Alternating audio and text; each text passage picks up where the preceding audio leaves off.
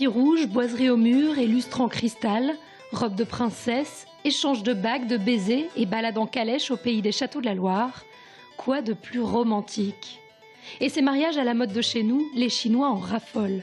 Une clientèle potentielle qui pèse lourd. Près d'1 milliard sont en âge de se marier.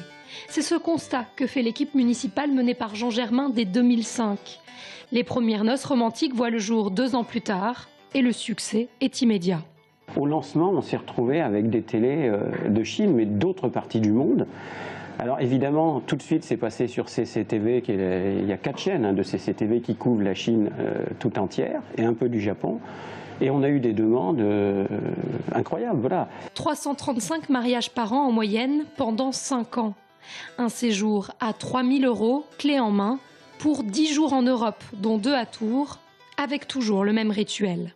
Il y avait une mise en scène qui était organisée avec la préparation des mariés, passage chez le coiffeur, et puis visite de la ville, et ensuite passage au niveau de certains nombres de commerces, et qui ont, je crois, profité de ces retombées.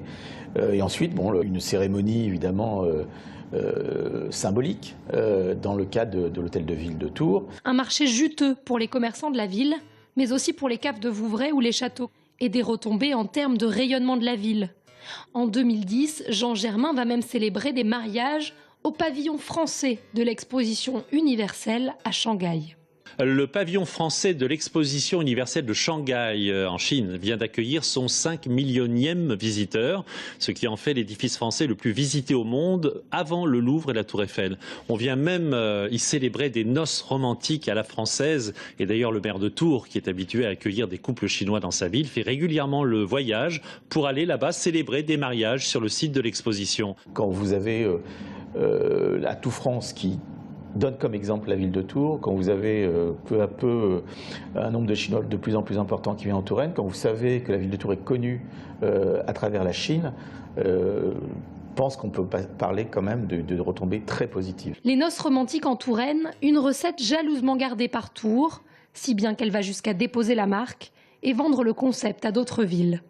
On contractualise avec d'autres villes. Par exemple, vous parliez de Nice. À Nice, on leur a dit, écoutez, nous, faut partager, on ne va pas faire toute la Chine, mais dans le concept, il faut que les gens qui viendront faire les mariages à Nice passent 2 nuits et 1 journée complète à Tours, parce que nous, faut faire fonctionner nos hôtels, nos structures touristiques et le commerce. À l'époque, tous étaient convaincus par le concept. Serge Babary, l'actuel maire UMP de Tours et ancien président de la Chambre de commerce et industrie, en vantait même les mérites sur son blog.